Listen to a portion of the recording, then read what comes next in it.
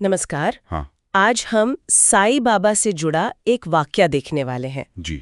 ये साईं बाबा और गणपतराव देशमुख की आंतरिक शांति स्रोत से है। हाँ करीब 1913 की बात है। शिरडी में एक लड़का, उसकी टूटी घड़ी और कैसे ये एक गहरे सबक में बदल जाता है। बिल्कुल। और शिरडी वो वक्त आप समझिए रूहानी खोज का एक बड़ा केंद्र था। हाँ, साईं बाबा जैसे संतों के साथ जो भी होता था वो ऊपर से भले ही साधारण लगे पर उसका मतलब गहरा होता था। सही।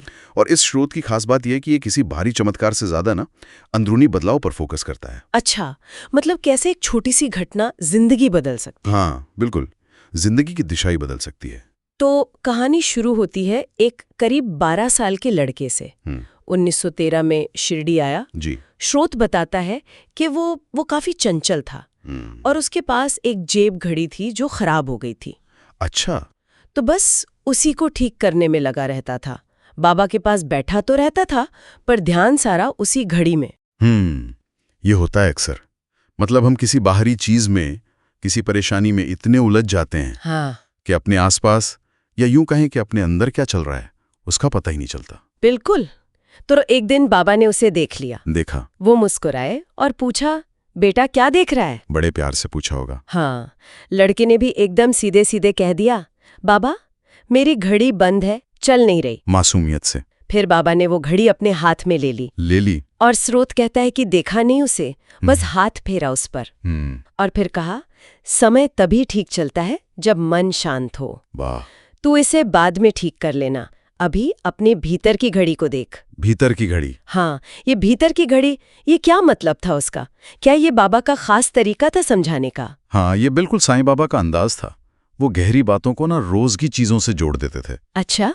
भीतर की घड़ी मतलब हमारी अपनी आत्मा, अपनी अंदर की शांति, अपनी समझ गया। वो कह रहे थे कि बाहर क्या हो रहा है, वक्त कैसा है, चीजें कैसी हैं, उससे ज्यादा जरूरी है कि हमारा मन ठीक हो, अंदर सब शांत हो। लड़का तो पहले थोड़ा उलझन में पड़ गया होगा। जाहिर है, बच्चा ही था। पर बाबा ने कहा तो चुपचाप बैठ गया। जी। फिर थोड़ी देर बाद बाबा ने आंखें बंद की और एक और बात कही। क्या कहा? कहा, जो समय को पकड़ने की कोशिश करता है वो खो जाता है। जो समय के साथ चलता है उसे मैं अपने साथ ले चलता हूँ। अरे वाह, ये तो बहुत ही गहरा वाक्य है ना? मतलब बाहर के वक्त के पीछे भागना, चिंता करना और अंदर से स्थिर रहना, उसका फर्क बता दिया उन्होंने। हाँ, समय को पकड़ना मतलब चिंता, बेचैनी, और समय के साथ चलना मतलब शांति से अभी में जीना। और पता है क्या हुआ? जैसे ही बाबा ने ये कहा, क्या?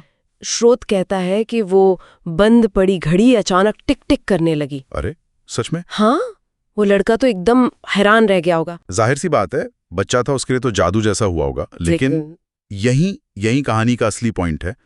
स्रोत साफ कहता है घड़ी का चलना वो तो बस एक बाहरी चीज थी। अच्छा। असली चमत्कार वो शांति थी जो उस वक्त उस लड़के के मन में आई।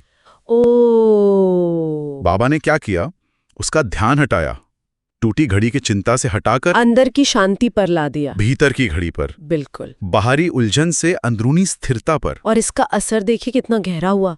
वो लड़का, हाँ, वही लड़का आगे चलकर गणपतराव देशमुख के नाम से जाना गया। अच्छा, गणपतराव देशमुख। हाँ, और उन्होंने अपनी पूरी जिंदगी शिरडी की सेवा में लगा दी। अरे वाह, ये तो कमाल की बात है। बिल्कुल। और बाबा ने उस वक्त एक भविष्यवाणी भी की थी, है ना? हाँ, की थी।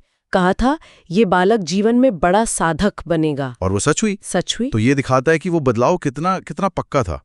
मतलब सिर्फ घड़ी ठीक नहीं हुई। नहीं, साईं बाबा वो सिर्फ चीजें ठीक नहीं करते थे, वो आत्मा को एक नई दिशा ही दे देते थे। सही कहा आपने। बाहरी घड़ी मतलब दुनिया की चिंताएं, परेशानियां, हाँ, ये सब। और भीतरी घड़ी मतलब हमारी आत्मा, हमारी शांति, हमारा अंदरूनी सुकून। बाबा ने बस एक पल में ये फर्क साफ कर दिया। तो इस पूरे वाकये का सार, निचोड़ यही है मेरे ख्याल से। क्या? कि देखिए, बाहरी समय, चिंताएं, चीजें, इनमें उलझे रहना हमें कहीं ना कहीं भटका देता है। हाँ, ध्यान बन जाता है। जी। जबकि अपनी अंदरूनी शांति से जुड़कर, अपनी भीतर की घड़ी पे ध्यान देकर हम एक तरह की स्थिरता पा सकते हैं जो बाहरी चीजों पर निर्भर नहीं करती। बिल्कुल। सच्ची शांति बाहर चीजों को काबू करने से नहीं आती, वो अंदर से जुड़ने पर मिलती है। हाँ, अंदर जुड़ने से। ये कहानी ये वाकई सोचने पर मजबूर करती है। आज की जिंदगी में, इस भाग दौड़ में हमारी कौन सी ऐसी बाहरी घड़ियां हैं? हाँ, कौन सी चिंताएं हैं, कौन सी चीजें हैं जिनमें हम इतने खो जाते हैं कि अपनी भीतर की घड़ी को भूल जाते हैं। हाँ, अपने अंदर की शांति, अपना असली मकसद, उस पर ध्यान देना ही भूल जाते हैं। सही बात है। ये एक सवाल है शायद जिसे हम सब अपने साथ लेकर सोच सकते हैं। बिल्कुल, सोचने वाली बात। सब्सक्राइब करें और जुड़ें साईं बाबा की भक्ति में रोजाना। भक्ति वीडियो सबसे पहले पाने के लिए बेल आइकन दबाएं। ओम साई राम लिखकर साईं बाबा का आशीर्वाद पाएं।